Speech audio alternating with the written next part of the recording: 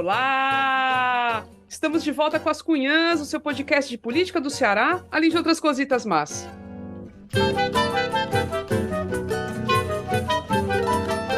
Eu sou Camila Fernandes e, como sempre, estou ao lado de outras duas cunhãs jornalistas arrochadas.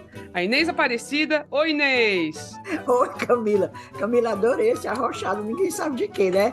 Mulher, eu vou dizer que eu tô ótima, maravilhosa. Ave Maria, ô semana boa. Mentira, meu povo. É tudo mentira. Mas eu vou dizer, pra frente, pra cima. Pronto. É isso, a gente tem que se sentir. Pelo menos a gente tem que botar na cabeça que tá desse jeito. Que a gente vai, né? Que é braba mesmo, né, Evelyn Rebouças? E aí, Evelyn, como é que tá? Mulher, deixa eu me recuperar aqui desse arrochadas, que não foi fácil, não. Ninguém sabe de que, é ótimo. Sim, mas estamos aqui muito pra frente, feliz. Estou aqui da Bahia, viu? Terra de Jeromo. Vim ver como é que tá o clima político aqui. Mentira, vim foi frescar mesmo e relaxar a cabeça. Mas bora nessa, vamos, bora. Bora! Pois é, talvez pouco mais de uma semana que a gente foi às urnas para votar no primeiro turno, mas já aconteceu tanta coisa que parece que foi uma década já, né? No episódio de hoje a gente vai dar uma geral sobre o que aconteceu, com os apoios, declarações, o início da campanha na TV, né, as pesquisas.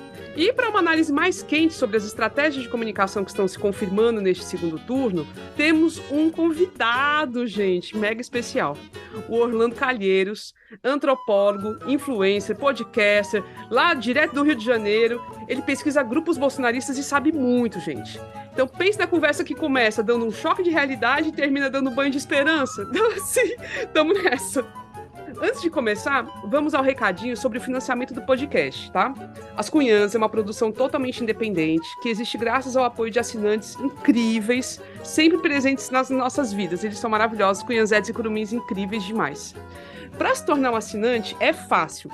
Basta contribuir com qualquer valor pelo site apoia.se/ascunhaspodcast ou mandar um pix para a chave ascunhaspodcast@gmail.com. A partir dos R$10 por mês, você recebe um episódio extra exclusivo e ainda participa da gravação com a gente. É muito massa. Quem mandar contribuição pelo Pix, por favor, deixe o seu e-mail na parte da descrição do pagamento para a gente poder entrar em contato depois, tá? E não esquece de nos seguir nas redes sociais, Instagram, Twitter, YouTube. Estamos todas lá como As Cunhãs Podcast, vai? É só achar, facinho. Agora sim, bora começar.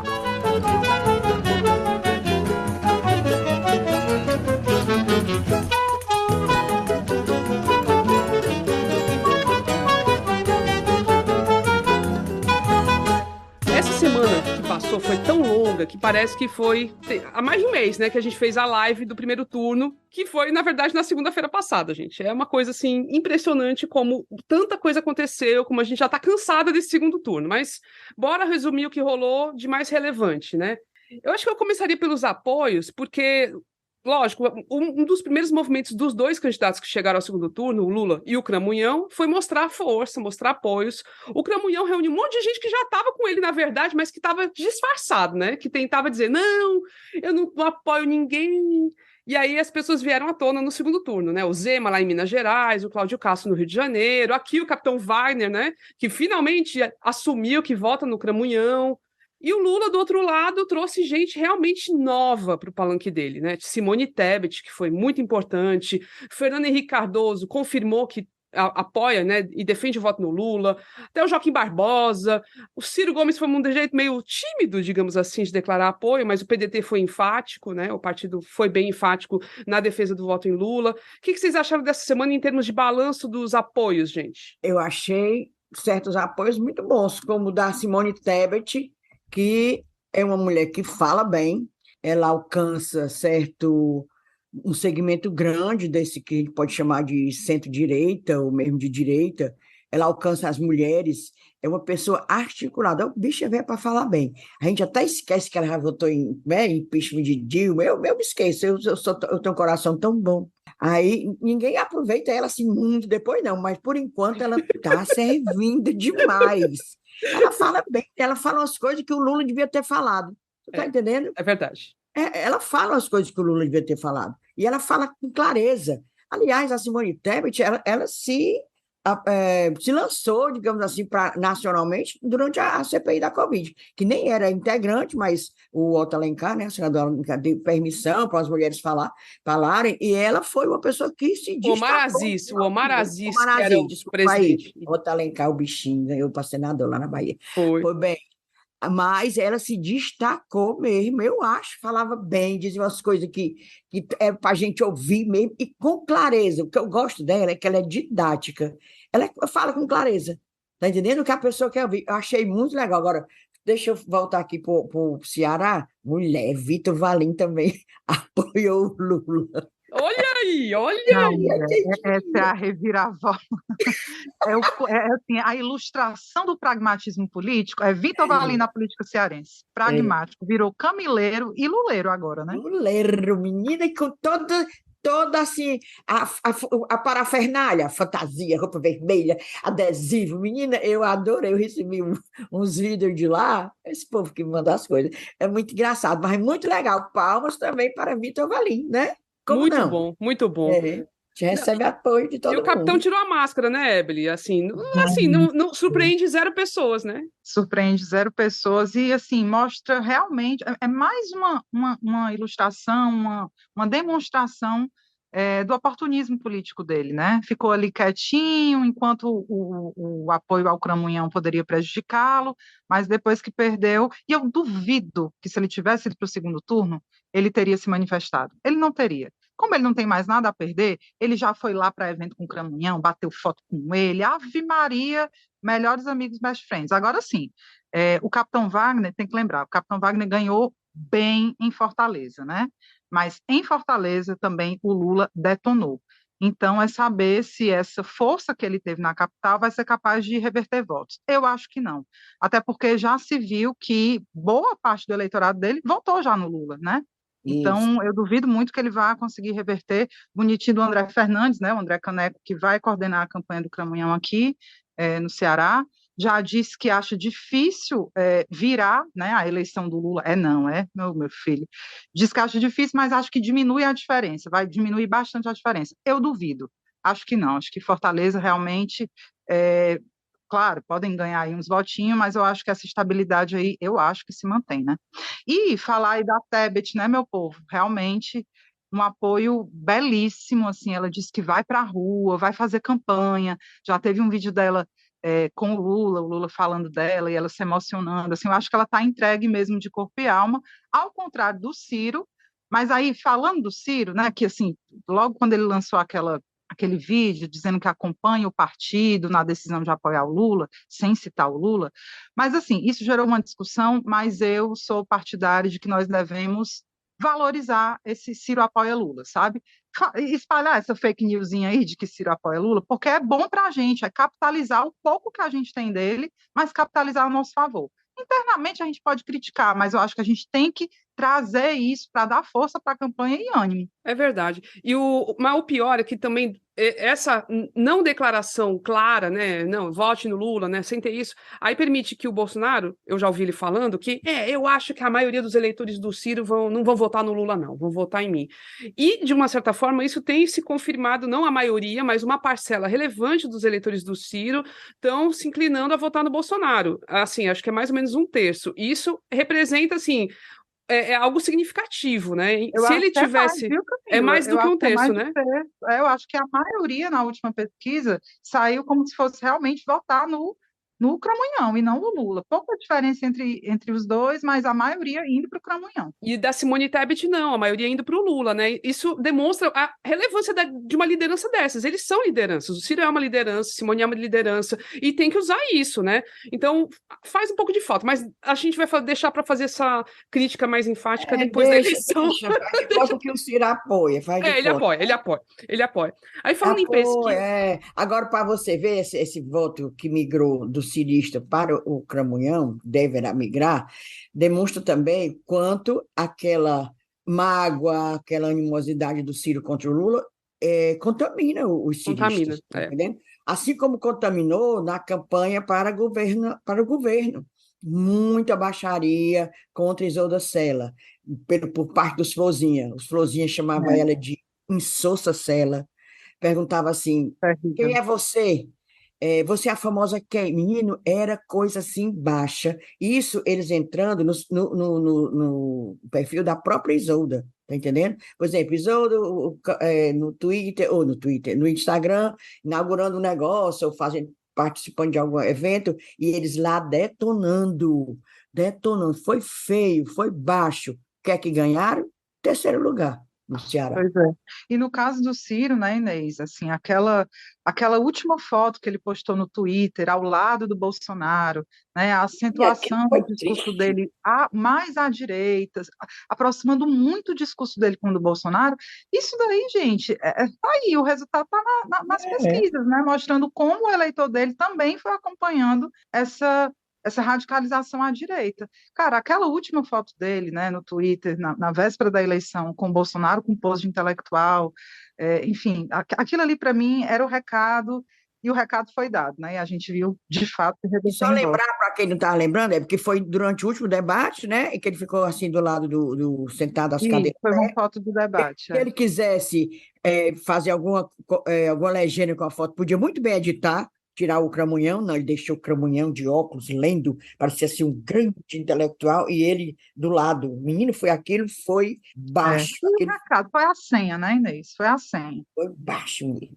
Mas deixa para lá. Aí, falando de outra coisa que também marcou essa semana foram as pesquisas, né, de segundo turno, que já foram retomadas, e as pesquisas que foram colocadas em xeque com os resultados das urnas em alguns locais, né, em relação, sobretudo, aos votos dados ao Bolsonaro, que foram muito mais numerosos do que estavam sendo estimados pelas principais pesquisas, né, Datafolha, IPEC.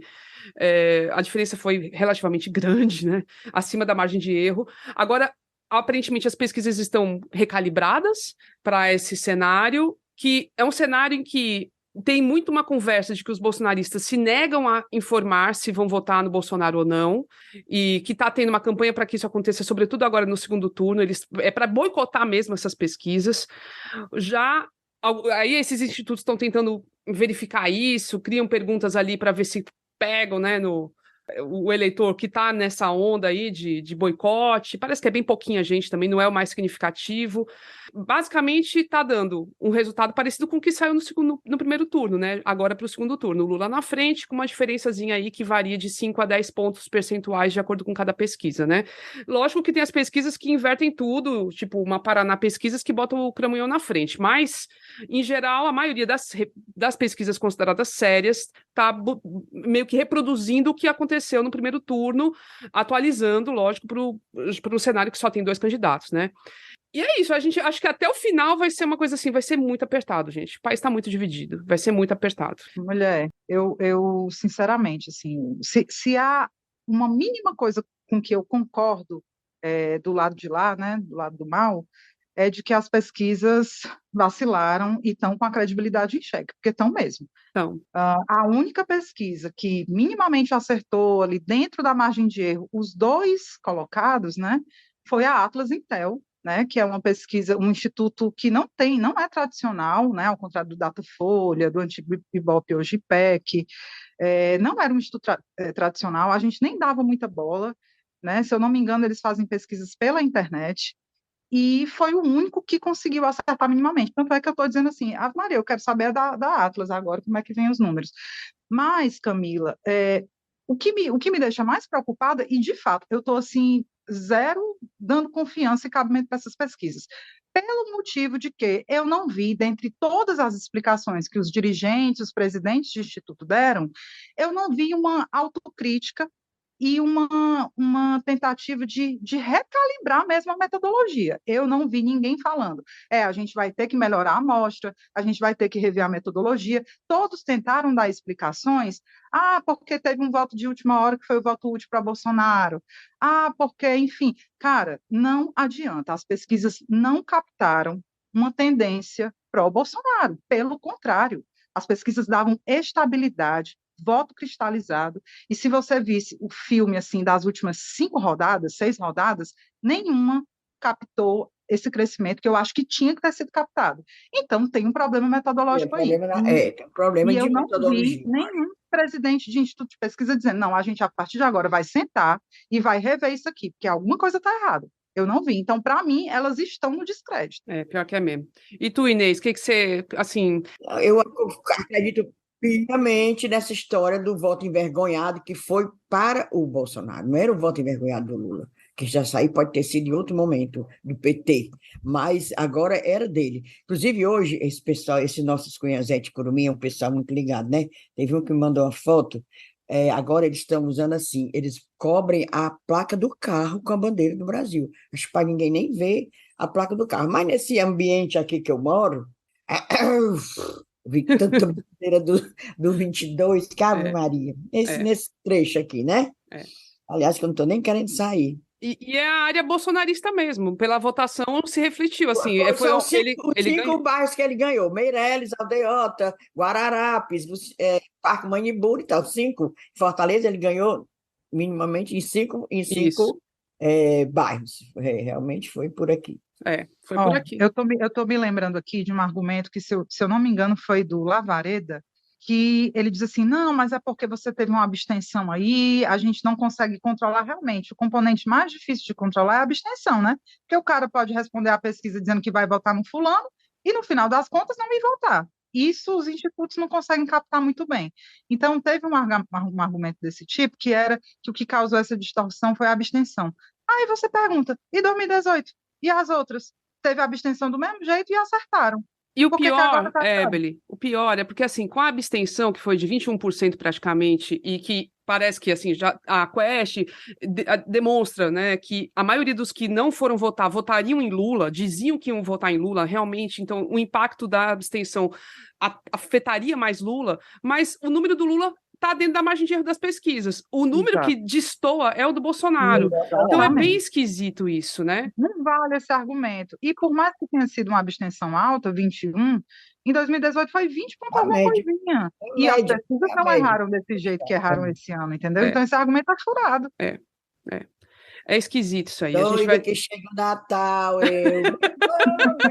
É meu panetone. Bate o sino, doida que chega o Natal. Sim, mas. Aí vamos para a comunicação, gente. Essa semana, fora então tudo, já o início da campanha eleitoral na TV, né, que tá aí, mas o que pegou mesmo foram várias estratégias para desqualificar o outro, né, para desqualificar o adversário por parte das militâncias e das campanhas, enfim, campanha B, que a gente pode chamar também, né?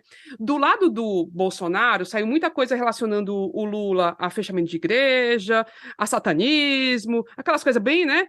Que até a campanha oficial do Lula, achei super interessante, na TV, botou lá uma inserçãozinha com um fantasminha falando, o Lula vai fechar as igrejas, aí a pessoa assim, não, vai não, o Lula, ele ajudou as igrejas lá, quando ele era o presidente, nunca aconteceu uma coisa Eles dessa. repetiram então, Camila, porque teve essa propaganda no primeiro turno Pronto, também. mas é muito boa isso aí, é muito boa, eu É nem tinha visto. ótima, É é muito boa, é ótima. importante. Mas saiu muita coisa relacionando, fazendo essas acusações. Aí, do lado do Lula, a militância foi resgatando os vídeos antigos do Bolsonaro, dele falando que comeria gente, carne humana, dizendo que queria comer um índio lá. Gente, é sério, isso não é brincadeira. Ele estava dando entrevista para o The New York Times, e aí tem o vídeo e resgataram. Ele falando que já tinha batido em mulher, ele falando que imagens dele em maçonaria, em reuniões da maçonaria, enfim, tudo isso veio à tona e circulou e rodou demais, rodou demais, rodou demais. E aí, gente, a gente nem sabe bem como avaliar essas estratégias, se são boas, se são ruins, mas foi o que marcou a semana, né? E eu acho que vai continuar atuando até o final. O Felipe Neto, que é um influencer importante, né, do YouTube, e fala muito com jovens, ele tem ajudado agora a campanha do Lula e disse que, na análise das redes, nunca se viu tanta fake news circulando, principalmente pelo lado dos bolsonaristas. Nunca se viu tanta coisa. Então a gente vai ter uma campanha muito barra pesada, do pior nível possível. A gente até comentou, não sei qual foi, acho que foi o episódio de véspera do primeiro turno, que o que marcava a eleição desse ano estava sendo muito mais uma fake news focada na confiabilidade das urnas, né? Não tanto, né, tão volumosamente, com essas outras questões morais e tal. Mas parece que isso ficou no primeiro turno, né? No segundo vai ser diferente. Vai ser diferente e vai ser... é isso. Quem é que tem mais capacidade de fazer circular essas informações, né? Esse é um problema grande, porque a esquerda demorou demais para atentar sobre isso, né? Muita coisa circula, vai chegar e tudo, mas quem tem vazão mesmo é a direita, né, Inês? É de doer, né? A gente ainda está melhorando um pouquinho depois dessa entrada do Janones, né? O Janones, quando entrou na campanha do Lula, realmente eu acho que teve um pouco de melhora. Mas com relação a essa história das igrejas, tem também outra sugestão aqui do nosso seguidor, o Fábio Café, que ele é cristão e cristão católico. Ele disse que custava nada o Lula fazer tipo uma carta, não tem aquele negócio, carta aos católicos, carta às igrejas, né? Podia a campanha do Lula fazer uma carta. Olha, foi eu que fiz o dia do Evangelho, nunca fechei igreja, passei 2 mandatos, nunca fechei uma igreja, que, aliás, por mim, teria fechado. Sim, não, deixa para lá. O Fábio está aí, uma boa ideia para combater, mas fazer oficial mesmo no programa eleitoral e tal. E atacar de fake news, né? Assim, o jogo não é sujo? Pois vamos lá, né, Grada? Pior que nem é fake news, essas paradas todas são coisas que o Bolsonaro falou e são reais, exatamente. Nem é fake news isso aí. Mas se quiser inventar fake news, eu aprovo. Pois é. Mas você sabe que essa história da carta, a Elisiane Gama, que é senadora lá do Maranhão, ela também aderiu à campanha do Lula agora e está tentando... evangélica, né? É evangélica, filha de pastor, e está com essa conversa de tentar fazer o Lula fazer uma carta para os evangélicos. Mas tem gente no partido, na coligação, que está contra, enfim, porque diz que aí vai ter que fazer para todas as religiões e tudo. Não, faz logo uma geral, uma carta ecumênica. Pronto. Pode ser. De garantir, né, a liberdade de expressão religiosa de todas as... Se quiser ser espírita, vá. Se quiser ser macumbeiro, vá. Pronto. Fazer logo para tudo. Agora, a questão é, se ele fizer para tudo, aí tá vendo como ele é macumbeiro? Não. Aí ele tinha que fazer, era para essas igrejas aí. Falar diretamente com eles, né? Com quem está, de fato, com medo desse tipo de ação, né? De fechamento de igreja. Fala com a galera. Então, quem tem analisado muitíssimo bem as estratégias de comunicação que chegam, sobretudo, às classes sociais mais pobres, às periferias, é o antropólogo Orlando Calheiros, que é também podcaster e um baita do influencer fantástico. Ele tem quase 117 mil seguidores só no Twitter, ele é streamer também, o bicho é muito antenado. E ele tem acompanhado grupos bolsonaristas há algum tempo, e aí, claro que a gente deu um jeito de trazê-lo para conversar com a gente, para discutir tudo isso, né, tudo que a gente está falando, e para pensar caminhos para fortalecer a comunicação pró-Lula, já que o jogo, do lado de lá, sobretudo, já está sendo mega rasteiro. Então, bora ouvir? Então, gente, para nos iluminar um bocado sobre o impacto das estratégias de comunicação e marketing, né, sobretudo por parte do bolsonarismo, na vida real, na vida cotidiana, teremos um convidado mais do que especial. O antropólogo, pesquisador, que é também podcaster, é influencer, no melhor sentido da palavra, Orlando Calheiros, que não é parente do Renan Calheiros, né? Seja bem-vindo, Orlando. Obrigado, cara. Eu não sei a resposta dessa pergunta, sabia? Mas não sou. Deve ter algum ramo lá atrás, assim, tipo um australopiteco, alguma coisa assim que parece, né? Parecido, mas enfim. Mas essa é a mentira mais difundida da internet, né, cara? Eu já sofri, mas perdi o emprego por causa dessa história.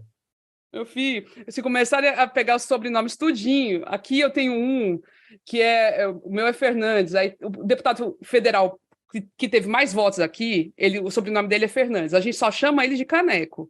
Mas é Fernandes. E eu espero que não tenha nenhum parentesco, mas é isso, é difícil. Vou levantar a árvore genealógica do Orlando Calheiros, vou descobrir que a avó dele, a bisavó dele era prima da bisavó do Renan Calheiros. Não é? Eu acho que sim. Duvido.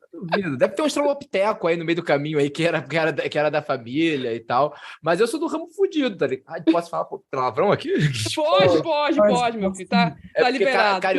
Carioca tem esse problema, né, cara? Assim, palavrão pra gente é vírgula, né? Então. Mas eu sou do ramo ferrado, do ramo fudido da família, sabe? Pois é, gente. Há muito tempo a gente queria fazer esse crossover, né? Como é que se diz no mundo dos podcasts, né? E eis que conseguimos fazer. Pois então, bora ao que interessa, né? Orlando, tu tem comentado um bocado, especialmente no Twitter, o quão intenso tem sido o movimento por parte dos bolsonaristas de disseminação de informações falsas contra o Lula, dizendo que ele vai fechar a igreja, que é satanista, coisas do gênero. Hoje mesmo, falando com o porteiro aqui de casa, do prédio, ele dizendo que o irmão dele votou no Lula no primeiro turno, mas que agora está cogitando não votar no Lula porque ele ouviu dizer que o Lula vai fechar a igreja. Esse negócio está chegando muito nas pessoas realmente. Explica para a gente o que está acontecendo exatamente, né, do que você levantou aí nesse teu acompanhamento dos grupos bolsonaristas, né? E em que medida isso se difere de outras situações de fake news que rolam por aí, assim, ou que já rolavam antes? Assim, é porque eu acho que tem a primeira coisa que a gente tem que entender que fake news é sintoma, né? Ela não é origem, ela não é causa, né? Então, assim, qual é o sintoma? É sintoma de que nós não estamos, quando eu digo nós, eu digo progressistas, pessoas de esquerda, enfim, não estamos disputando aquele espaço. Então, assim, toda notícia falsa, ela circula por meio de uma rede muito específica. A gente tem que parar de achar que as pessoas estão consumindo o mesmo material o tempo inteiro. Todo mundo vive numa bolha. Eu vivo numa bolha, vocês vivem numa bolha. Cada um, eu não gosto da palavra bolha, né? Cada um vive nas suas próprias redes, né? E essas redes oferecem leituras muito particulares da realidade. O que acontece? Desde o Facebook radicalizou um processo de atomização que já vinha sendo encaminhado, assim, já vinha sendo construído pelas redes sociais. O Facebook ele criou a ideia de que você consegue... Eu e você, Camila, nós somos amigos no Facebook. Nós seguimos mais ou menos as mesmas pessoas. Mas aquilo que vai chegar para a gente na timeline não vai ser a mesma coisa. Porque assim, nós temos interesses diferentes. Então, assim, aquilo que para a gente aparece como uma coisa neutra, já é uma coisa selecionada a partir dos nossos interesses prévios. O que significa isso? Basicamente, o Facebook, uma rede social, ela está te dando aquilo que você deseja, mesmo que você não saiba que você deseja. Um exemplo disso, meu irmão tem 2 filhas pequenas. Meu irmão, assim que ele teve a segunda filha dele, ele começou a receber muita mensagem, ele começou a receber muita notícia sobre pedofilia, muita notícia sobre assassinato, sequestro de crianças. Por quê? Porque como ele era pai, ficava pesquisando esse tipo de coisa, né? Sei lá o quê, criança com febre. O Facebook lia isso, fazia uma triagem e falava assim, olha, então esse material, violência contra crianças, talvez te interesse. Esse tipo de material, para mim, nunca chegou. Né? Esse é um tipo de coisa clássica, por exemplo, pessoal que, para as pessoas entenderem melhor, sabe quando tu entra na Amazon, compra 2 livros, aí de repente ele recomenda um terceiro livro, que tu fala assim, cara, gostaria desse livro mesmo, faz parte do meu gosto. Todas as redes sociais funcionam dessa forma. Né? O que acontece? A extrema-direita, e eu sou contra chamar o bolsonarismo só de bolsonarismo, o bolsonarismo ele é um movimento de extrema-direita, existem outros, né? Mas a extrema-direita soube como ninguém operacionalizar isso. Não só aqui no Brasil, a gente tem o caso dos Estados Unidos, com Cambridge Analytica, enfim, mas aqui no Brasil ela ganha um contorno muito particular. Por quê? Porque ela surfa numa condição histórica, né, de... É quase, não vou usar essa palavra, mas um distanciamento das camadas urbanas. Porque, assim, o Brasil vive uma falsa sensação de integração. Isso é uma questão clássica no Brasil. As camadas urbanas, os mais pobres, as camadas médias, têm pouca ou nenhuma integração com as camadas mais abastadas da sociedade. As pessoas estão convivendo no mesmo espaço, mas elas estão convivendo em mundos diferentes. Por que eu estou dizendo isso? Porque desde os anos 90, você tem um Brasil, né, que vinha não sendo contemplado na política. Por exemplo, eu sou do subúrbio do Rio de Janeiro. O Brasil que eu vivia aqui no subúrbio do Rio de Janeiro era muito diferente do Brasil que meus amigos da Zona Sul, que é a região abastada da cidade, viviam.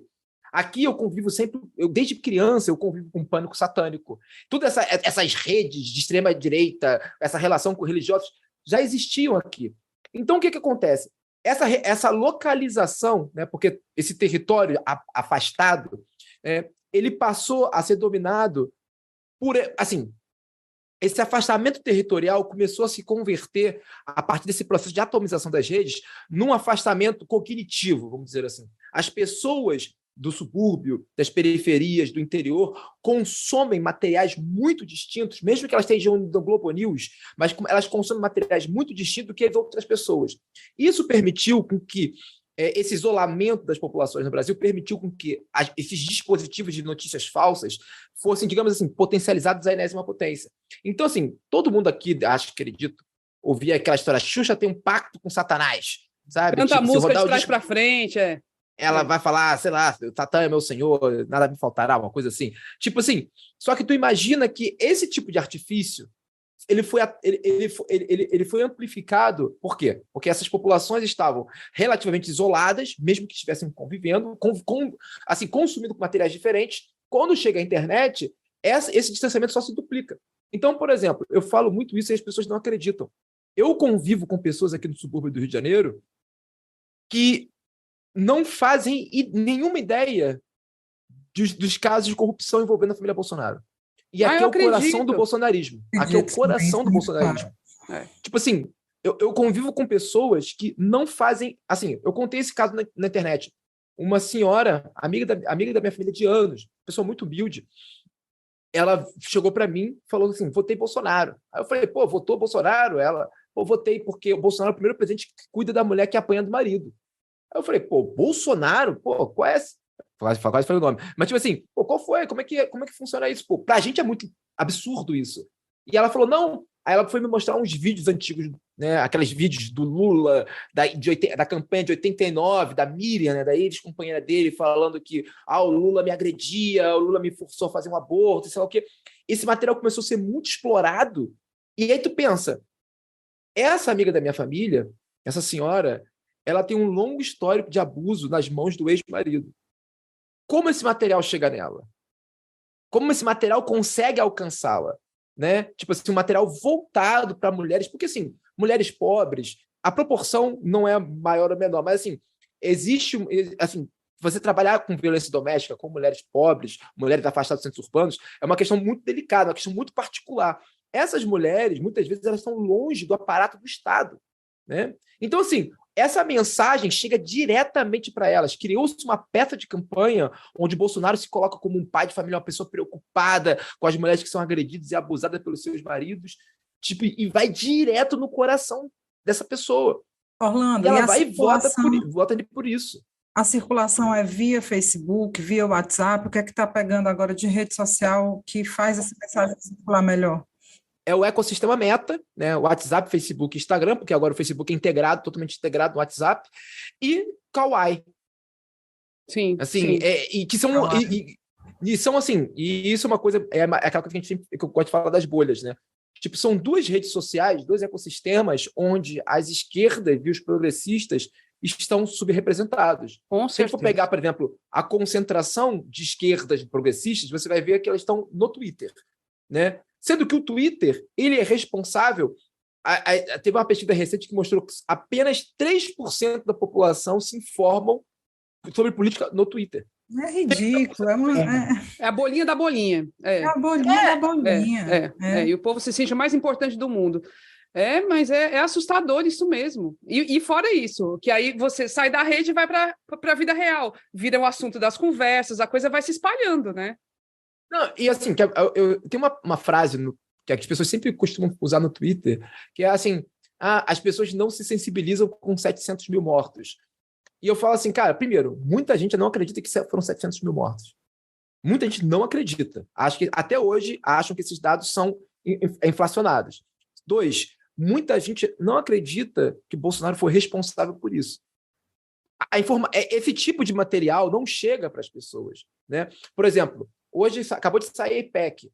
Eu já tinha falado disso. Quando saiu a IPEC, um pouco antes do final do primeiro turno, eu falei, cara, o dado muito preocupante da IPEC não é o número, quem vai votar em quem, é a diminuição fora da margem de erro da rejeição do Bolsonaro e o aumento da rejeição fora da margem de erro do Lula. Esses dados são dados muito sensíveis. E agora, a campanha, a diferença caiu para 7 pontos percentuais. Assim, o que está acontecendo? Existe uma operação imensa que, em paralelo a essas fake news, Lula foi consagrado para o Exu Vep-Lintra e sei lá o quê, vai fechar a igreja. Em paralelo a isso, existe toda uma tática de guerrilha que quer mostrar para as pessoas assim, o Brasil está bem, o Brasil está se recuperando. Tipo assim, as pessoas estão vivendo uma falsa sensação. Sim, as pessoas vão no mercado, porque isso é uma coisa que, para muitas vezes, não fica evidente para as pessoas. O fato, ele precisa ter um símbolo para que ele seja entendido de uma determinada maneira ou outra. Então, por exemplo, o preço do leite bateu lá a casa dos R$ 11, né? Mas caiu agora para 8. A pessoa não vai lembrar que era 5 há um ano. Ela vai lembrar que era 12. Exatamente. Nossa, o Brasil está ótimo. Por exemplo, o Brasil vive uma deflação. O Brasil vive uma deflação. Agora é isso, né? Deflação, deflação, deflação, deflação. Estamos bem. Cara, você pega no acumulado, o Brasil, porque assim, isso inclusive tem uma questão que eu sempre acho bizarra, a forma como o jornalismo dos grandes veículos reporta esse tipo de material. Não, o Brasil teve uma deflação mensal de 0,92. Cara, vê o IPCA anual, pega no acumulado, sempre faz por 12 meses, porque essas variações são muito... Não querem dizer muita coisa, né? Não, e fora nas especificidades. Se teve uma queda na gasolina, não teve essa mesma queda nos alimentos. E às vezes tem a queda em alguns alimentos pela sazonalidade, mas, enfim, tem que fazer o cálculo geral. A habitação está super cara, está tudo muito caro. Aí vira muito complexo, né? Vira complexo, mas é isso. A simplificação que o jornalismo faz nesse sentido é um desserviço, é péssimo mesmo, concordo. Só para um complemento disso, por exemplo, o Brasil está prestes a viver, já foi regulamentado, né, o maior golpe financeiro da sua história, que é o empréstimo consignado do Auxílio Brasil. Total. Empréstimo consignado já é um golpe. Vamos dizer, ele elimina a capacidade de uma pessoa rolar sua dívida, que é a capacidade de ter uma saúde financeira. Você não pode rolar sua dívida e pode comprometer até 40% do seu rendimento. Imagina para uma família que tem uma situação de vulnerabilidade, ganhando R$600, R$700 no Brasil atual, comprometer 40%, e tem um detalhe, né? Se acabar o auxílio, não acaba a dívida. Ou seja, vai comer do auxílio zerado em 400, né? Então, assim, aí tu imagina o seguinte, isso nos grupos de WhatsApp, na Rede Meta, entre as pessoas no boca a boca, isso está sendo vendido como uma democratização do empréstimo, do sistema financeiro. Tipo, agora o pobre de Bolsonaro pode pegar empréstimo, o pobre de Bolsonaro pode... Então, assim, é uma coisa... assim, aí tu vê assim, aí as pessoas ficam... Porque, assim, esses processos não são isolados, né? Aqui no Rio de Janeiro, especialmente, mas eu sei que em várias cidades são assim, Belém, por exemplo, que eu conheço muito bem, também é assim, você tem o voto à esquerda, o voto progressista, concentrado nas camadas médias e determinados setores da cidade, né? Aqui no Rio de Janeiro, na Zona Sul, né? No centro e Zona Sul e uma parte da Tijuca. Quando você vai indo para o subúrbio, para aqui, para onde eu vivo, você quase não vê muito voto para as esquerdas. E, ao mesmo tempo, é onde impera... Eu falo isso para as pessoas da Zona Sul, as pessoas parecem que não acreditam. Eu vivo com as pessoas ao meu redor quase numa realidade paralela.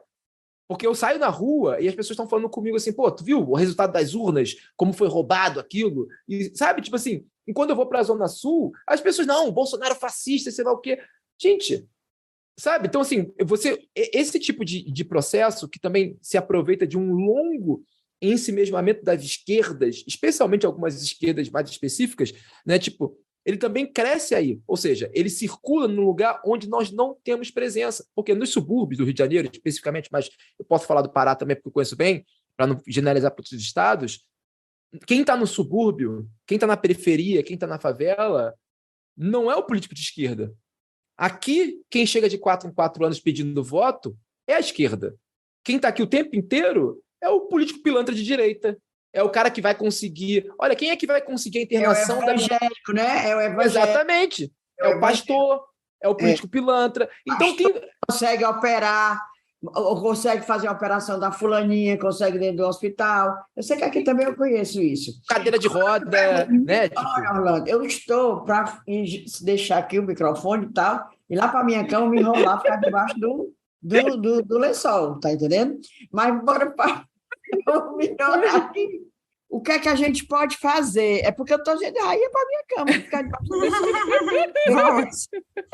depois dessa. Aí, o que é que a gente pode fazer? Por exemplo, nesse item específico da religião. Como disse a Camila, que o irmão do porteiro não vai votar mais no Lula, porque o Lula vai fechar a igreja, é satânico, é não sei o quê, papapá. Hoje, por exemplo, a Tebet diz que eu sou cristã, e não poderia votar jamais em Bolsonaro. Tu acha que isso vai fazer um contraponto, vai ser bom para o Lula? O que é que a esquerda pode fazer dentro de redes sociais? Como é que pode também entrar, do mesmo jeito que a direitona entra com isso, como é que a esquerda pode entrar também, para tirar essa imagem toda? É porque não sabe fazer mesmo? O que é que a gente tem que fazer? Cara, assim, eu tenho um... Só cara aqui no Rio de Janeiro é unissex, tá? Tipo, É igual porque aqui, é igual aqui, Também, macho, mulher. cara, que cara E é aqui pra... não tem um que é macho, hein, macho? A gente chama macho. Mas assim, tem uma coisa, sabe, o problema é o seguinte, tem soluções de curto, médio e longo prazo. As soluções de longo prazo, e quem me acompanha há muito tempo na internet, eu falo isso desde 2014. Uhum. Desde 2014 eu falo disso, assim, tipo, em 2016 a coisa, assim, 2018 para mim foi um acidente em câmera lenta, né? Foi um acidente em câmera lenta. Eu via e as pessoas, não, o Bolsonaro vai bater no teto. Eu falei, gente, vocês não estão entendendo o que está acontecendo por baixo dos panos, vocês não estão entendendo a comoção que está rolando, isso antes da facada. E assim, e ao longo dos anos, dos últimos anos, isso que eu venho falando que eu acho, e não só eu, muitas outras pessoas vêm falando para não fazer injustiça também, sobre isso, porque assim, primeiro que eu acho que tem que ser dois movimentos que têm que ser concomitantes. Um deles é a criação de um sistema de informação independente, ou seja, conteúdos progressistas, conteúdos de esquerda, com financiamento, porque assim, hoje eu vivo da minha produção na internet. Hoje eu vivo do conteúdo que eu produzo. Eu sei o quanto eu me ferrei para produzir isso. Eu sei o quanto, pessoal, eu dava aula na universidade. Tipo assim, eu sei como eu fui aos poucos parando de pegar os freelas, parando de dar aula para poder... Não, agora eu posso me dedicar só a podcast, agora pode só me dedicar a streaming.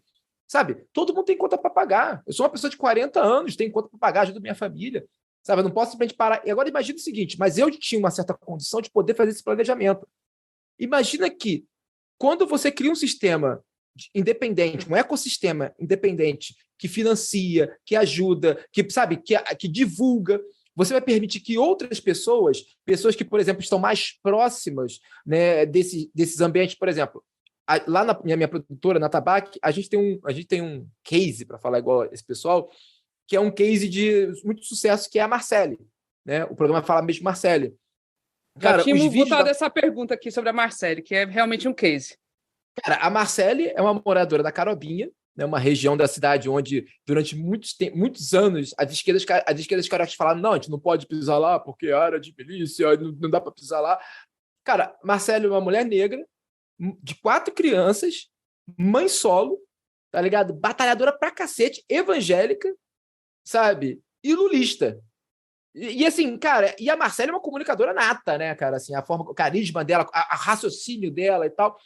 Então, assim, para a Marcele conseguir produzir, tem que ter grana. A gente vai lá, a gente paga, porque ela, em vez de fazer os doces dela, ela vai sair com a gente para fazer o vídeo, sei lá o quê, papapá. Então, assim, tem uma condição que permite que a voz dela ecoe. E qual é o resultado disso? A gente não costuma ter muitos influenciadores, comunicadores de internet iguais a Marcele. Quando você tem a Marcele, o que acontece? A gente fez uma ação eu acompanhei uma ação da FUP, né, do Sindicato do Norte Fluminense, aqui na Vila Vintém, que é uma favela aqui do lado da minha casa, onde eu fui criado aqui na região. Isso logo depois que o primeiro vídeo da Marcele tinha estourado. A gente foi lá fazer a cobertura, a Marcele foi fazer a cobertura do evento, a gente foi filmar. Quando a Marcele estava andando, as pessoas me pararam e falaram assim, essa é a moça do vídeo? Sabe, assim, o que acontece? Quando você coloca pessoas diferentes, pessoas que não são o mesmo modelo, o mesmo padrão, uma pessoa com ensino superior completo, uma pessoa mais jovem, esse é o padrão dos influenciadores, né? Ou pessoas com ensino superior, ou pessoas mais jovens, né? Tipo, quando você coloca uma pessoa fora desse modelo, você já cria uma ruptura, né?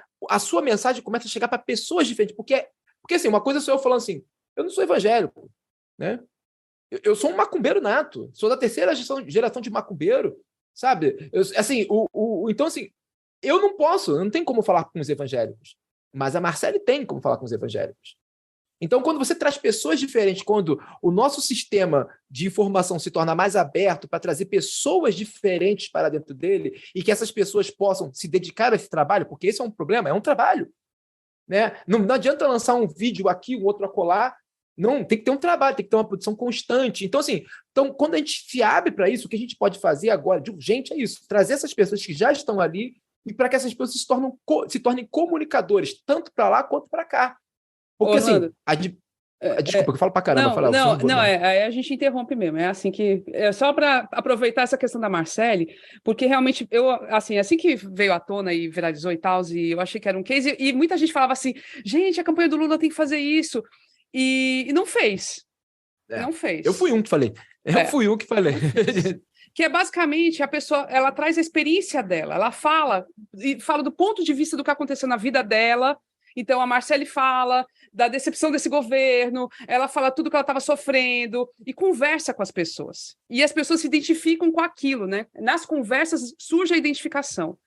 E ela vai lá e reclama do preço, e fala como as coisas estão caras e tudo. E o pessoal do PT, o Lula, não fez isso. E eu queria saber o que falta, o que precisa acontecer para fazer isso. Porque, assim, eu não vejo outra saída. Eu, sinceramente, não vejo outra saída. Eu acho que tem que sair por aí. Assim, esse deveria ser o caminho. O mais digno, inclusive, né? O mais correto. Eu acho que esse é o caminho urgente, né? Porque, assim, é esse que é o ponto. Sabe que vou contar uma coisa do caso da Marcele, né? Tem um dos vídeos da Marcele que ela são 2 vídeos. O primeiro as pessoas não perceberam, mas tem um segundo vídeo que ela fala explicitamente que ela votou no Bolsonaro. Foi, eu vi. Sim. E as pessoas começaram a atacar ela. As pessoas de esquerda começaram a atacar ela. Pelo amor de Deus. Cara, ela veio falar comigo, eu falei, cara, internet é isso. As pessoas duvidaram, como é que agora você voltou para tirar o corpo fora, desse tipo. Então, foi assim, essa é um processo que a campanha do Lula tem esse problema, mas as esquerdas como um todo também têm esse problema, né, de entender o que é o outro, entender o que é o diferente. A gente está muito acostumado a falarmos para nós mesmos. A gente está muito pouco acostumado a não é nem falar para o outro, mas ouvir o outro. Diálogo, falar para o outro, pressupõe uma escuta primeira. Então, assim, cara, por exemplo, os vídeos com a Marcele, a gente senta para a pessoa que dirige lá comigo, a Aline, ela é cria aqui da Vila Aliança, que tem uma outra favela aqui do subúrbio. Tipo, a Marcele é da Carobinha, eu sou aqui de Padre Miguel. Então, somos 3 suburbanos, a gente senta. Então, a Marcele é evangélica, a Aline é de família da Universal. A gente senta, e aí, o que você acha que pode funcionar? Cara, acho que isso aqui é o que pega lá na minha região, o pessoal está preocupado com isso. Então, a gente está falando dos anseios que a gente está vendo aqui no lugar. Então, a gente está falando para o nosso povo. Por isso que aqui o negócio circula de uma maneira violenta. O tamanho dos vídeos da Marcele, as pessoas do Twitter, as pessoas, sei lá, o último teve 120 mil visualizações do meu perfil.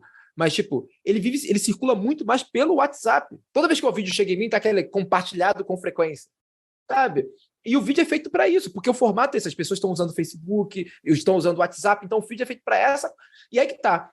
É muito difícil você engajar uma esquerda que está mais preocupada. Quer ver um exemplo sobre isso? Tem um vídeo da Marcele, que é um dos vídeos que eu mais gosto, que a gente está andando, a Marcele faz bolos.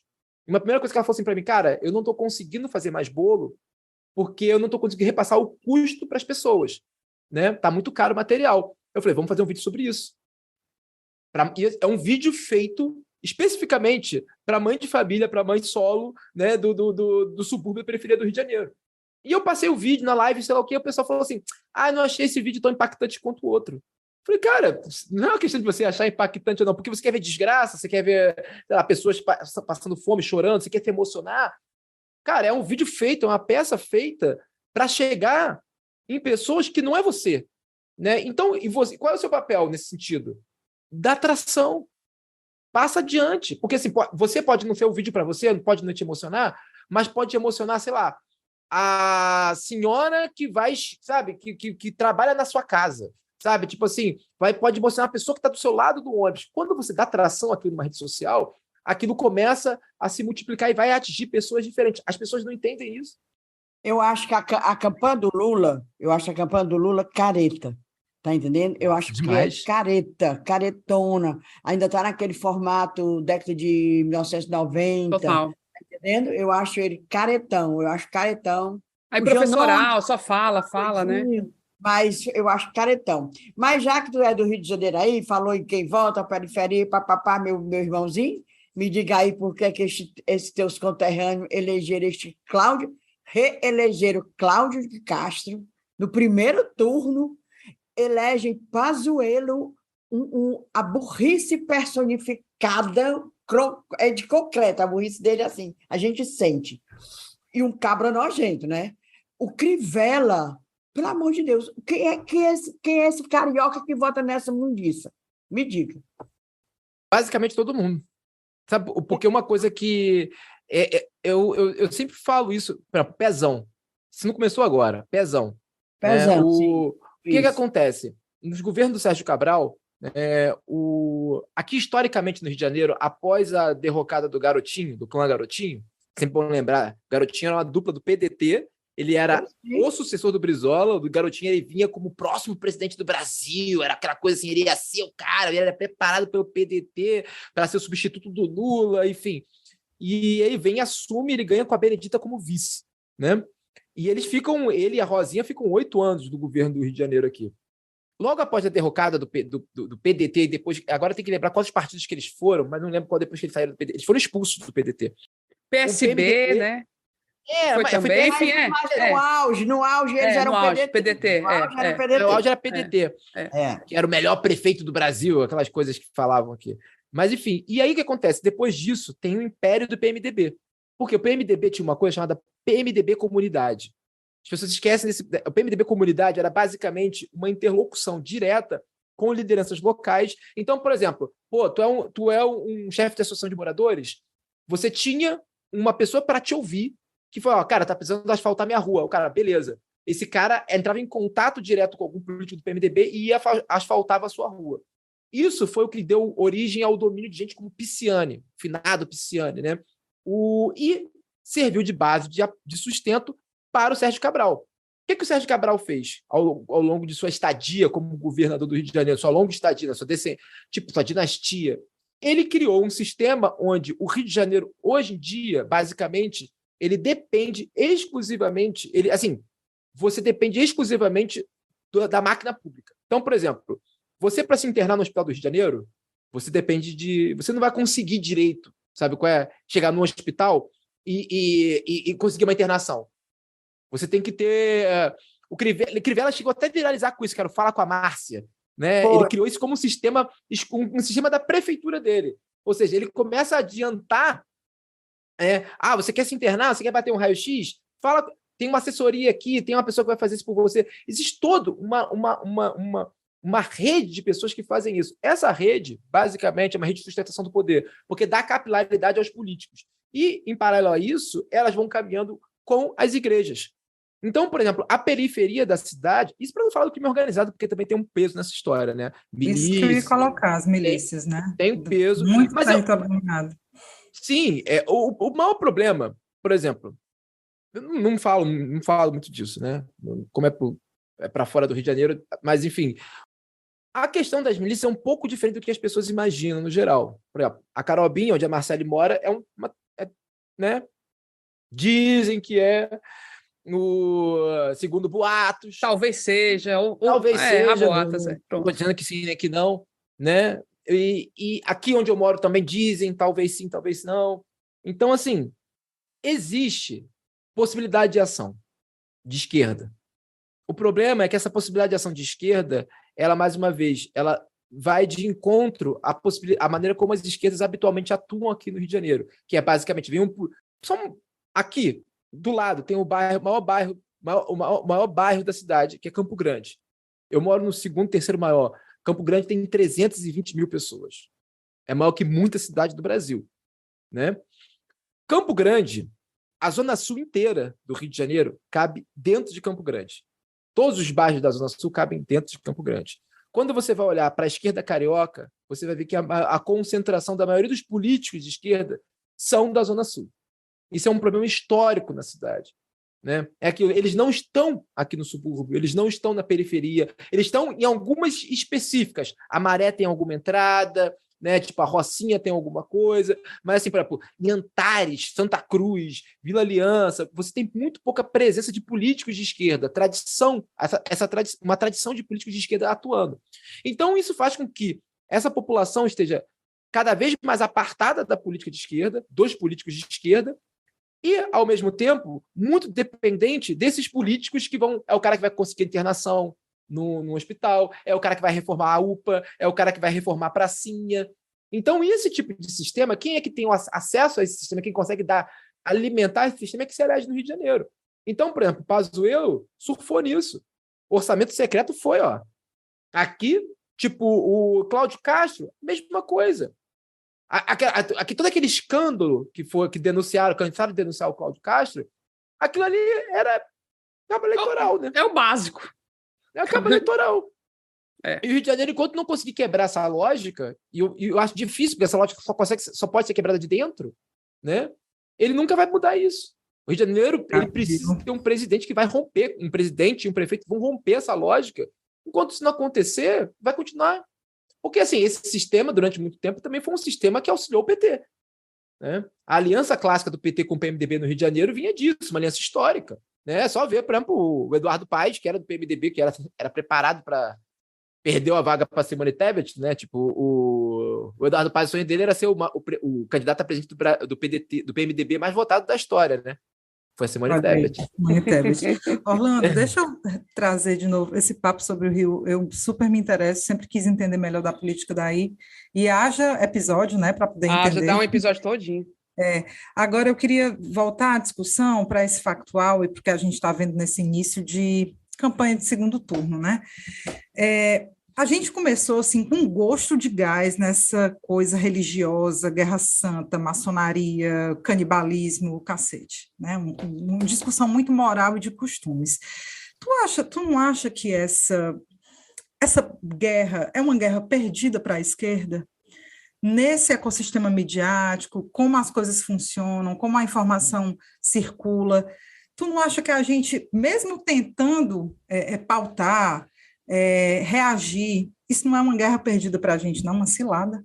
Então, por exemplo, a coisa da maçonaria foi um golpe forte. Eles sentiram bastante a coisa da maçonaria e continuam sentindo. Ótimo, porque... Que ótimo te ouvir. O Cramunhão está hoje respondendo. Que é isso, que baixaria, foi desencavar uma visita minha de 2017, tal. Ele está falando. falando. Mas não só isso, viu? Não só isso. Teve a história da maçonaria, teve a entrevista em que ele fala do aborto da mulher, que ele sugeriu o aborto do Jair Renan para a mulher. Tem essa história dele dizer que toparia comer índio. Foi muita coisa, né? Envolvendo costume e moralidade. É uma sequência. Então, o que eu acho que é o seguinte, a eleição... Isso está acontecendo uma coisa que não aconteceu em 2018. Tem um processo que eu chamo de uma teocracia difusa. O Brasil, hoje, ele vive uma teocracia difusa. Você não precisa ter um ayatolá, não precisa ter um sacerdote como presidente. Total. Mas você nunca vai ter um presidente... isso, a gente tem que ser realista. Que vai chegar assim, cara, Brasil acima de tudo e Exu acima de todos. Sabe qual é? Aqui somos a favor do aborto. Você nunca vai poder ter um presidente... Assim, num futuro próximo, você não vai conseguir ter isso. Na Argentina, a luta pelo aborto da Argentina é uma luta histórica de 20 anos, as pessoas estão lá fazendo trabalho de base, sei lá o quê. Aqui a gente não tem isso, né? Quer dizer, gente, deixa claro, tem muita gente boa que trabalha com isso. Estou falando um esforço do Estado nisso, né? Não estou falando que não tenham pessoas que militem, que atuem nessa coisa. Tem muitas amigas minhas que, se me ouvirem falar isso, vão querer me matar, né? Mas o que acontece? Nos últimos meses, eles criaram uma ideia de uma guerra santa. Bolsonaro passou a ser pintado como o capitão de uma guerra santa contra o diabo. Te falo assim, cara, eles investiram muito nessa imagem, inclusive a Michelle teve um papel crucial nessa imagem, né? Uma pessoa que ela fala em línguas e sei lá o quê. E aí o que acontece? Esse vídeo, que é um vídeo antigo, né? Esses vídeos do Bolsonaro também, que são vídeos antigos, se há pouco tempo eles passariam batido, hoje eles não passam mais. Eles sensibilizaram o seu próprio público para que se incomode com isso. Né? Porque, assim, os mesmos pastores que estão do lado dele, que estão com ele na igreja, dizendo, esse aqui é um homem santo. Esse aqui é um homem santo. Esse cara que vai nos ajudar na guerra contra a besta fera, contra o Lula. Depravação da esquerda, o cacete. E aí vão lá e resgatam esse cara, né, numa maçonaria, numa loja maçônica. Né? Aí eu vi as pessoas de esquerda falando assim, não, mas fazer isso a gente está descendo no nível deles, porque isso aí isso aí não é fake news, isso é expor a hipocrisia desses sujeitos. Eu acho que é importante mostrar essa ideia de os ídolos têm pés de barro, isso é importante. E aí o que acontece? Quando essa história começou a rolar, cara, nos grupos evangélicos que eu monitoro, e eu falando com as pessoas que estão em grupos evangélicos também, assim, cara, não se fala de outra coisa. Os pastores estavam sendo acionados para fazer uma operação de abafa. Não, isso aí é um vídeo velho, sei lá o quê. Só que não se falava de outra coisa. Ao ponto de que o Malafaia passou o dia falando disso. O Malafaia não dormiu falando disso. 7 da manhã ele estava postando. Sabe? Então, assim, é porque eles sentiram. Mas o meu receio, quando eu pergunto se isso não é uma guerra perdida, o meu receio é que isso vai ter um contra-ataque, vai ter uma tréplica, né? E aí a gente não acaba se lascando, entrando nessa seara. Mas então, eu acho que assim, não é a campanha do Lula, né? Isso foi uma coisa meio que rolou espontaneamente. Foi. Segundo, já está tendo. O que aconteceu já estava vindo. O que aconteceu, por incrível que pareça, que por conta disso, esse tipo de ataque parou. Tipo assim, por conta dessa Bolsonaro na loja maçônica, nos últimos 2 dias, hoje eu tenho que ver depois agora, mas, tipo, nos últimos, porque eu faço no fim do dia, né? Vou ver as coisas no fim do dia. Tipo, eles tinham parado com essas. Já vi que já voltaram, alguns já voltaram a publicar essas coisas, mas durante 2 dias, eles pararam de publicar isso. Por quê? Aí, o Malafaia, quando fazia o vídeo defendendo o Bolsonaro, ele falou, não, porque a questão aqui não é religiosa. O presidente tem que ir em todos os lugares. Ele não é o presidente de uma religião só. Concordo. Todos nós concordamos com isso. O problema é que vocês falam que não. Porque o problema para vocês é o Lula ir no candomblé. Né? Então, assim, quando o Malafaia fala isso, depois, logo na sequência, ele vai ter que tentar falar isso de novo, perde uma certa força, sabe? Perde uma certa eficácia. E depois, não, porque o problema aqui é corrupção, tem que falar de corrupção.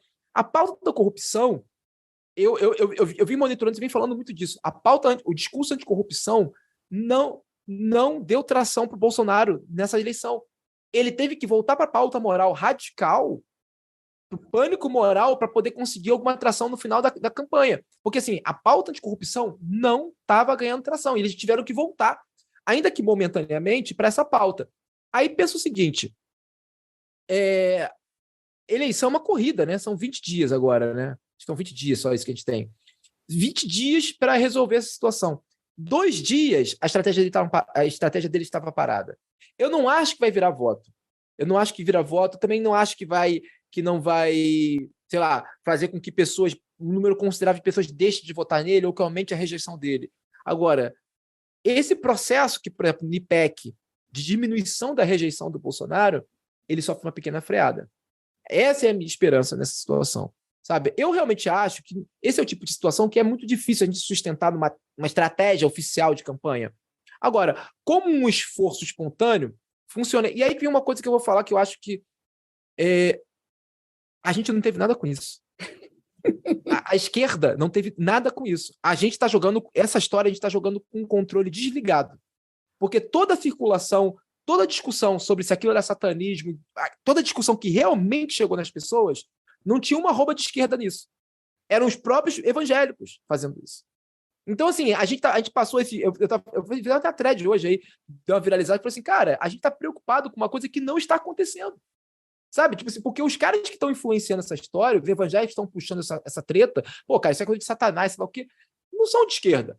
É uma galera que estava ali no seio do bolsonarismo mesmo. Essa informação é melhor ainda, soa mais como música ainda para os meus ouvidos, porque eu juro para você que eu achava que tinha sido um movimento esquerda da galera, sabe? Metendo pau a procurar os posts do Bolsonaro antigo. Quem puxou, quem deu um chute nesse vespeiro foi o Janones. Sim. Uhum. Janones, aquele vídeo do Janones, que ele lembrou de umas coisas como o tio Chico.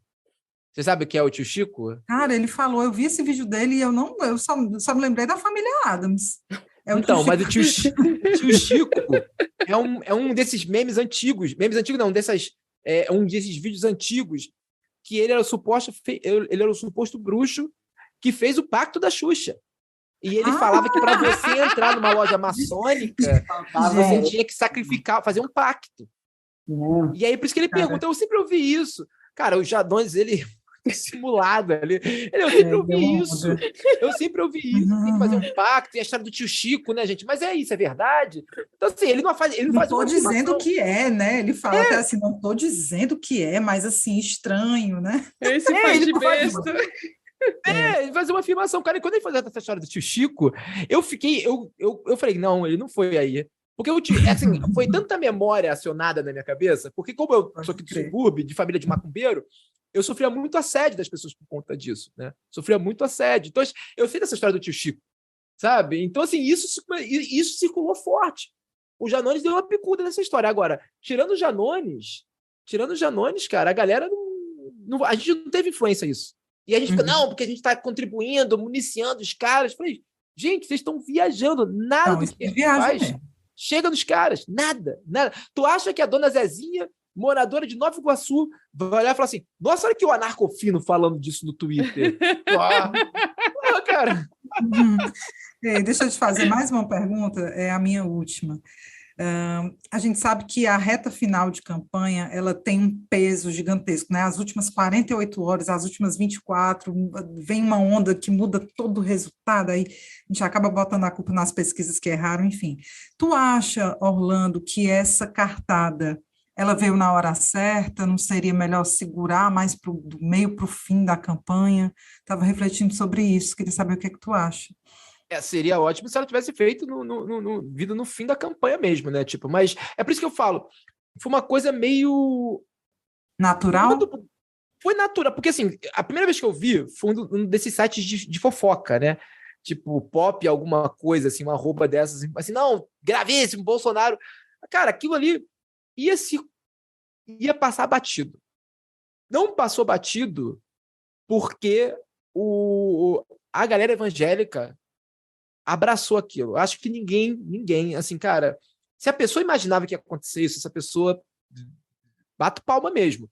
Mas eu acho que ninguém imaginaria que tomaria a proporção que tomou. Porque eu lembro que quando eu comecei a ver isso, eu sabia que ia aparecer, quando eu vi, falei, isso aqui daqui a pouco vai aparecer no grupo, a galera vai dar uma minimizada e depois vai. Aí quando o negócio começou a se multiplicar, quando o pastor começou a mandar áudio para as pessoas, gente, isso aqui não é para ficar comentando esse tipo de coisa não, sei lá o quê. Tipo, quando eu vi isso, eu falei assim, cara, a coisa tá acontecendo. Eu acho que não foi uma estratégia pensada, sabe? Eu acho que foi um acidente. Porque aquilo é a estratégia clássica, né? Lembra daquela capa da Veja? Eles sabiam, que foi publicado na véspera do segundo turno de 2014. Que é que você publica 48 horas, não tem tempo de desmentir. Não tem tempo de você parar, opa, peraí, stop the count. Não, peraí, tem essa... Não tem como. Então, assim, nesses termos, eu acho que... Mas como foi uma coisa orgânica... Agora, o que eu acho realmente é que a campanha, a Inês estava falando, né, de como a campanha do Lula está muito careta, eu acho, e eu acho que realmente o Lula, eu acho que isso é uma orientação dele, né, dele mesmo, com a cúpula ali, eles queriam fazer uma campanha para uma dobra pró-democracia. Uma galera que, assim, que vota Simone Tebet, vota Ciro, aquela galera meio progressista e tal. Vota Ciro entre aspas, né? Eu votava Ciro em 2018, talvez. Não Ciro de 2022. Mas, assim, que era coisa assim, cara, gente, eu não quero guerra, eu quero restaurar a democracia no Brasil, eu quero ser o apaziguador, sabe? O Lula, a campanha do Lula demorou muito a tomar a dianteira disso. Então, por exemplo, coisas como a rachadinha, como, os imóveis, esse tipo de coisa tinha que estar circulando. Porque isso, cara, aí que vem a coisa. Eu vi gente discutindo isso. Não, mas se a gente fizer isso, a gente está apelando para a discussão moral do discurso da corrupção e sei lá o quê. Falei, amigo, primeiro que não é. Primeiro que a gente não está inventando notícia falsa. A gente não está inventando uma operação da Polícia Federal. Não é isso. Segundo, a gente está dando publicidade a um fato jornalístico, a um fato sociológico, a um crime. Sabe? São coisas diferentes. Cara, e terceiro, o Brasil, que a gente conhece, não sobrevive a um segundo mandato do Bolsonaro. Pelo amor de Deus. Sobrevive, não. Não sobrevive. Assim, nós vamos passar uma década, no mínimo, se Bolsonaro for derrotado e o Lula conseguir assumir em janeiro, a gente vai passar... Assim, eu trabalho com ditadura militar, né? Trabalhei com violações, eu trabalhei na Comissão Nacional da Verdade. Cara, em 2014, a gente estava discutindo, tentando mitigar os efeitos da ditadura militar. A gente não conseguiu. O Bolsonaro é um desses efeitos. E a volta do Bolsonaro, a cada dia, a cada mês que o Bolsonaro fica no poder, ele reifica essa estrutura. E vai ser mais tempo, mais trabalho para a gente conseguir fazer isso voltar, sabe? Tipo assim, restabelecer algum princípio de normalidade, uma fragilidade. A democracia brasileira sempre foi muito frágil. Hoje eu estava conversando com uma amiga minha, eu falei, cara, eu tenho 40 anos e eu passei por passei por uma ditadura, nasci, né, no finalzinho ali, naquele rescaldo da ditadura militar, e falou, cara, o que o Brasil vive hoje em dia é uma ditadura. Não adianta não fingir que não é, sabe? Assim, eu não tô usando isso de uma maneira leviana, sabe? Não falo isso de uma maneira leviana. Pô, eu moro numa região onde eu tenho medo de manifestar politicamente. Então, que porra de país democrático é esse que eu vivo? Sabe qual é? O pessoal do Leblon talvez viva numa democracia, eu não vivo. Então eu posso falar, cara, eu vivi duas ditaduras na minha vida. Sabe, isso se reforçou. Pô, o meu estado matou a vereadora mais votada, executou. Sabe, que país é esse? Sabe, que país é esse? Onde políticos eleitos são executados. Sabe, então assim, aí eu tava falando assim, cara, as pessoas têm uma percepção, eu acho que ali no pós-ditadura, ali em 88, 89, as pessoas viveram muito um oba-oba, cara, nos libertamos, e depois se tornou meio que um tabu histórico falar sobre isso, dos problemas, sabe? A gente não foi resolver nossas estruturas que estavam ali. O Bolsonaro é isso. E agora, cara, o governador eleito do Rio de Janeiro estava cometendo uma chacina por mês ali, sabe? A polícia do governador, as maiores chacinas da história do Rio de Janeiro, oficiais, né? Porque a gente sabe que teve, tipo assim, foram cometidas ao longo do último ano. E aí, cara, assim, aí o pessoal tá no terça-feira. Chacina no Rio de Janeiro tem função eleitoral. Elege pessoas, chacina, elege pessoas. Olha o país que a gente vive. Agora, e o Bolsonaro, ele reifica essa estrutura. Mas sabe? Então, assim, a gente não vai sobreviver a 2 mandatos disso. Então, eu acho que a gente tem... A gente perde muito tempo com algumas questões. Porque a gente não pode descer ao nível deles. Porque... Cara... Vale tudo. É interessante isso. Rapaz, quando a gente vê que o Brasil desse, o eleitorado desse, tem que descer para o nível deles. Senão não acontece. Esse negócio só falar na democracia, já disse isso em vários episódios. Democracia não enche bucho, não. O povo da periferia não sabe nem o que diabo é isso. Não importa muito, porque é muito abstrato. É muito abstrato. É abstrato. Não é algo que a pessoa está sentindo ali, que ela vivencia. O preço da carne, o desemprego, isso aí sim. A violência. Orlando, só se pudesse a gente ficava mais, viu? Puta merda, começou ótimo. Rapaz, o negócio tá bom, viu? Putz, a gente começou se sentindo, querendo sair correndo, né, Inês? Aí, do fim, já deu uma esperançazinha maior no coração, assim, pensando em termos estratégicos. E, no fim, a gente, né, acho que reforça a necessidade da gente seguir lutando. É isso que tem que ser, não importa, não. É isso que tem que ser. Até o fim, a gente tem que tentar. Tem que tentar. E depois também, né? E depois meu santo me cobra. Se eu parar de lutar, meu santo me cobra. Eu sou filho de algum, pô, pelo amor de Deus. Se eu faço segunda-feira, eu tomo banda. Né? Bom, e a Trancos e Barrancos, só para terminar, a Trancos e Barrancos, mesmo com toda essa desgraceira que está acontecendo, tá aí, vencemos em primeiro, né? Estamos em primeiro lugar, tem escopo aí para crescer mais. Tem então, jogo. Vai ser com emoção? Vai ser com emoção, né? Mas já está sendo, né? Porra. Se precisar de, sei lá, sair do Rio, estamos aqui do Ceará, viu? Mas eu sou da primeira geração de cariocas da minha família. Minha família é toda de Alagoas, Rio Grande do Norte e Ceará, pô. Eu sou de Alagoas, então. Tu tá confessando o seu parentesco. Eu tô falando que tem um australopiteco aí, cara. Tem um australopiteco Calheiros aí que é parentesco nosso, pô. Tipo, pô, minha família é toda da região. Eu tenho cidadania garantida. Pronto, tá tudo certo. Pô, nossa, cara. Qualquer coisa... Porque aqui o negócio tá menos grave. Aqui a gente é uma bolinha mais expandida. O negócio é mais tranquilo. Eu quase fui morar em Fortaleza. Rapaz. Teve um concurso para o UFC. Desculpa, vou contar essa história. Então, era um concurso que eu tinha muita chance de passar. E na véspera, eu falei, pô, vou morar em Fortaleza, que maravilha. Nossa, cara, tipo, tava sorrindo de orelha a orelha. Eu quase morri por causa de um dente. O meu molar, né, ele cresceu por debaixo de um dente. E aí eu tive uma infecção que estava virando uma infecção generalizada. De um dia para o outro, eu acordei com uma cara de biscoito, sabe, com a cara redonda, 40 graus de febre. Fui para o hospital, tive que fazer uma operação às pressas de emergência, porque eu não sabia. Muita gente morre por causa de infecção nos dentes. Né? Sabia, gente. E não pegava anestesia. Eu não fiz sem anestesia a operação. Aí eu falei, cara, Não era pra foi um ser. peso. Não era pra ser, não era pra ser, mas, pô, Isso era no dia da prova? uma semana antes. Eu não, quando acabou, tipo assim, eu tava no pós-operatório, tipo, eu não, porque é aquilo, aí você tem que preparar memorial, um monte de coisa. Eu falei assim, cara, até pra um amigo meu, Cleiton Hatch, que é professor da UFC, cara, muito irmãozão meu. Falei, pô, Cleiton, eu não vou pra ir, desculpa, cara, porque não tem como fazer memorial, não tem como estudar, não tem como revisar. Perdi a prova. Oh, que dó. Caramba. Senão ia ser nosso colega.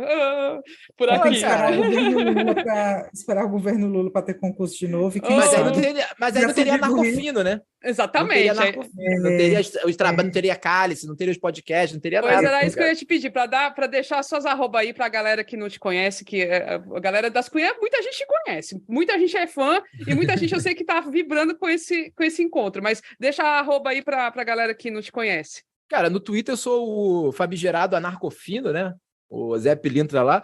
E na Twitch, Ocalheus, né? Fazendo live lá toda segunda, quarta e sexta, um verdadeiro proletário, né? Do Jeff Bezos. Do Jeff Bezos, tá ligado? Assim, dinheiro pro Jeff Bezos, tô lá, segunda, quarta e sexta. E tem os podcasts, né? Tem o Código do Russo, que fez o Sucessão. Tem o Cálice, que bombou demais também, muito massa. Fantástico, Ave Maria. Só para uma última coisa, o Código do Russo, a gente estava comentando aqui na coxia, né, de políticos que sentiram... Eu tenho alguns orgulhos de algumas coisas que eu fiz e alguns políticos ficaram com raiva, né? Uma foi o Marcos Rogério, que ele ficou possesso, porque, não sei se vocês sabem, na CPI, nas transmissões da CPI que eu fazia, eu criei o apelido de Champatinho Lagarto para ele. Ah, né? Foi tu que criou, puta merda! Eu sou o autor daquele apelido. Alô, freguesa, Champatinho Lagarto, vote Bolsonaro, sabe? Tipo assim, era isso.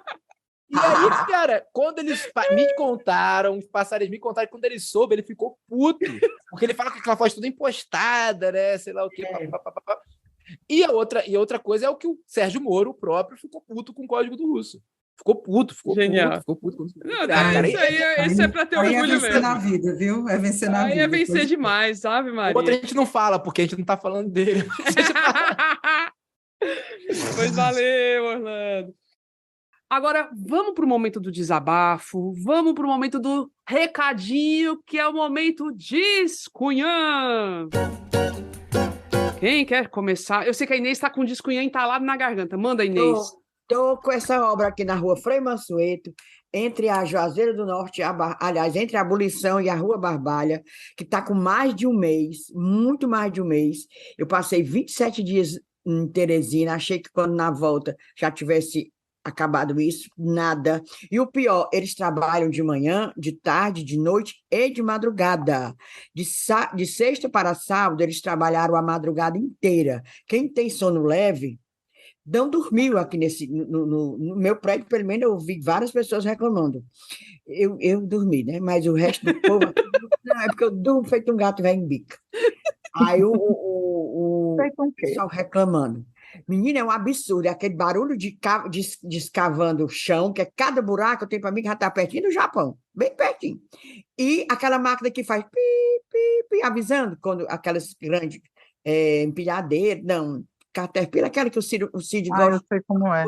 Retroescavadeira. A retroescavadeira, que faz pipi, é o dia inteiro, de manhã, de tarde, de noite. Aí eu até já perguntei se existe uma lei, aquela lei do silêncio, alcança isso. Se pode uma obra passar a madrugada inteira. Outro dia, trabalharam até 9 da noite, que eu já achei um absurdo. Um absurdo. Mas de sexta para sábado foi a madrugada inteira, aí emendou, né? Acho que veio outro turno, logicamente, de trabalhador, emendaram o sábado inteiro, ontem o dia inteiro, até 9 horas da noite. É Cagesse, né, Inês? Nós estamos gravando domingo. É uma obra da Cagesse, mas eu não sei, eu acho que eles estão cavando um túnel, vão fazer um metrô para o Japão. Não é possível. Gente, é um absurdo, eu estou rindo, vocês riem, mas é irritante, é irritante. Ave Maria, pronto, falei, abusada. E tu, Emily Rebouças? Mulher, o meu Discunhã, ele vem em nome da Nara Magalhães, certo? Que é, né, ouvinte da gente, e ela é uma das lideranças do coletivo Parque das Carnaúbas. O que é que está acontecendo? É uma situação bem grave. Eles estão fazendo um movimento chamado Efetiva Isolda, né? Que é em protesto, em defesa do Parque das Carnaúbas, que é uma área de preservação ambiental, uma unidade de conservação ambiental, ali entre Granja e Viçosa do Ceará. Um lugar com cachoeira, com trilha, com bica, uma puta diversidade, e que não está tendo a implementação, né, desse parque, dessa área de preservação ambiental pelo governo do estado. Um lugar desassistido pela SEMA, né, desassistido pelos órgãos ambientais, está sendo alvo de mineradora, de indústria eólica, e a galera de lá se organizou, né, e está se mobilizando, já fez 2 atos, vai fazer um terceiro no fim do mês, pelo Efetivo Isolda, que é justamente para fazer a efetivação do parque. Né? Assim, o pessoal está muito envolvido, é uma área super rica de fauna e flora, e eles estão querendo adesão assim, para esse movimento, e chamar atenção mesmo, né, pelo descaso. O parque foi criado em 2006, né, recebe recurso do Banco Mundial para conservação, e está lá, abandonado, sem de fato ser conservado, e virando alvo da indústria pesada, né, de mineração e de eólica. E aí enfim, já tem saído matérias sobre isso, os jornais estão dando, mas a Nara está assim, querendo todo tipo de espaço para que eles sejam ouvidos, eles cansaram de descaso, e de um tempinho para cá assim, está muito bonito de se ver, eles estão se mobilizando, fazendo protesto, e querendo que esse movimento Efetiva Isolda ganhe força, né? E aí vamos fazer aqui a cobrança, né, gente? Né? Um governo progressista, um governo de esquerda, que luta contra o descaso ambiental no governo federal, e deixando passar uma área dessa que é para ser preservada, que pode ser fartamente explorada positivamente pelo ecoturismo. Gente, o Ceará é tão cheio de coisa massa, sabe? Eu fiz uma trilha recentemente ali na Serra da Ibiapaba, o pessoal, todo mundo falando, Ebeli, onde é isso, onde é isso? Cara, tem tanta coisa massa no Ceará, a gente não sabe, e tá aí, por quê, né? As coisas vão se perdendo e se acabando por falta, por descaso e prevaricação de alguns agentes públicos. Eu tô dentro, viu? Apoiado, e eu acho que bora, Isolda. Bora, governadora. Bora, Isolda. Vamos lá, vamos fazer a diferença nesse momento. Tem pouquinho tempo ainda de mandato, mas vai deixar sua marca nesse aspecto ambiental também, que é muito importante. Muito importante. Vamos lá. Aí, eu vou falar de uma situação que a gente viu na semana passada. Aconteceu uma tragédia em Sobral, um menino jovem, 15 anos, atirou contra colegas de sala, contra 3 colegas. Ele alegou que sofria bullying, planejou esse crime, ele planejou. E só foi possível ele planejar o crime porque ele tinha acesso a uma arma de um parente que é CAC, que é caçador, atirador, colecionador, categoria criada nesse governo, desse desgoverno do Cramunhão, para facilitar o acesso a armas, e que está sendo, assim, agora massificado, né? Qualquer um que queira se tornar CAC, parece que é bem fácil e consegue ter uma arma em casa. E uma criança dessas teve acesso, estava se sentindo vítima de bullying, decidiu, né, com a cabeça de criança, gente, pelo amor de Deus, pegar a arma e fazer vingança, se vingar contra os colegas, e fez isso, cometeu essa tragédia, e um dos meninos faleceu, teve a morte encefálica, 2 levaram um tiro na cabeça, só que um foi raspão, e o outro levou realmente um tiro certeiro na cabeça e faleceu. Ou seja, a gente tem uma família que perdeu um filho durante a aula, na escola, quando estava estudando, e uma outra família que tem agora um filho assassino. Gente, isso é uma tragédia de um tamanho tão gigantesco que a gente não sabe nem o que dizer, sabe? Só que essa política da morte não tem como dar certo. Não tem como dar certo. E eu acho engraçado que as pessoas ficam falando, vou morar na Europa, vou morar em Portugal, lá é tão mais seguro. Vai ver quantas pessoas têm arma lá.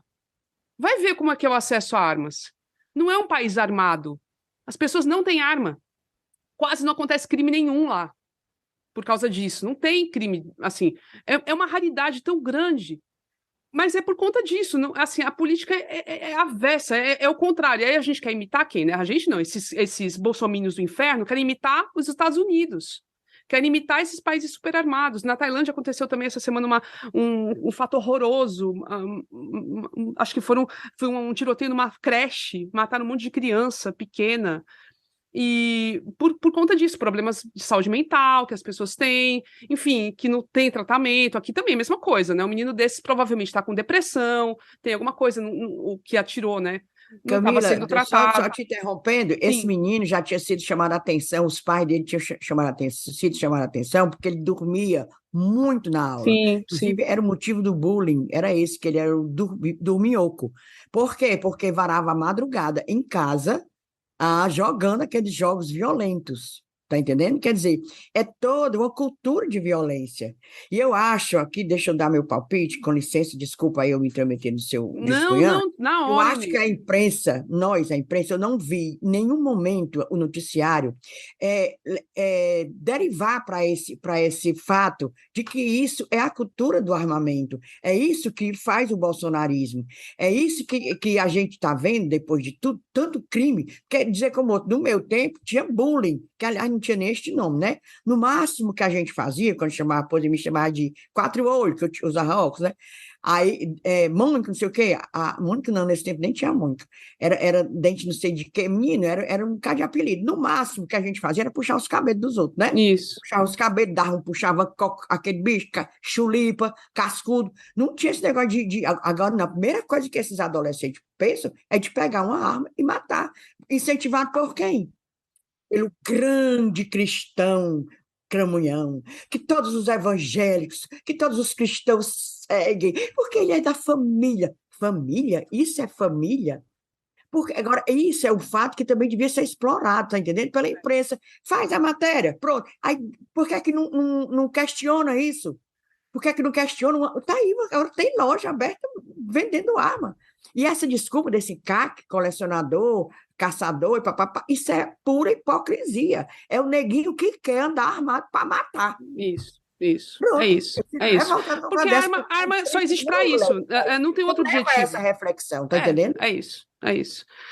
É isso, Inês. Contribuiu muitíssimo bem para o meu descunhã, complementou, porque é isso mesmo, é isso mesmo. E a mídia tem parcela de culpa. E aí, em grande medida, ficou justificando porque o menino sofria bullying. Aí parece que é justificável, parece que ele estaria autorizado a fazer Então, isso. a E não fazer é. isso. Não é, gente, pelo amor de Deus. Agora pronto, né? Então, enfim, tá dado aí o descunhã. Vamos pro cheiro? Sem cheiro? Quem tem Eu cheiro? tenho um bocado de cheiro aqui. Manda, Inês. Primeiro, alô para Edson Tavares, cheiro, beijo, Edson Tavares, ele é professor da universidade lá em Paraíba, e ele também formou-se em jornalismo há pouco tempo e que nos convidou para participar do TCC dele, porque ele falou sobre podcast e tal, e ficamos amigos, até hoje a gente se comunica, e ele manda alô para a gente nos programas dele de rádio, que ele tem Caruaru Minas, tanto do programa, eu adoro esse aqui, mais que música. Aí pronto, alô, um cheiro bem carinhoso para ti, Edson Tavares, para Pedro Martins, que é curumim, que ele está mandando um recado, dizer que quem estiver interessado pode entrar no Telegram, que Débora Baldin e Sabrina Fernandes criaram um movimento Vira Voto, é só assim, Vira Voto canal no Telegram, e você vai lá e tem um monte de argumento para você virar voto das pessoas. Beijo para Gil Santos, que ela é nossa cunhanzete Ave Maria, raiz demais. E Fábio Café, que foi o que deu até a sugestão para que o Lula fizesse uma carta às igrejas. E, para finalizar, beijo, cheiro, tudo enquanto para Moisés Loureiro, grande humorista, o menino talentoso demais. Aí ele está com show que teve que fazer mais um dia, porque lotou a outra apresentação dele, que o nome do show dele é Não Vote em Mim. E ele vai apresentar dia 15, mas 2 sessões que ele teve que fazer, às 20 horas, que está esgotado, dia 15, mas o de 21 e 30 ainda tem alguns ingressos, pelo menos até hoje, quando a gente está gravando, tem. Vê lá, diz que é maior sucesso. Beijo para tu, Moisés Loureiro. Diga o motivo do sucesso, um dos motivos, Inês Aparecida, porque Inês Aparecida virou personagem de stand-up comedy de Moisés Loureiro, com a sua entrevista, né, à TVC com o Roberto Cláudio. Pois está lá, virou personagem, está viralizando aí o vídeo que ele fala dela. Muito bom.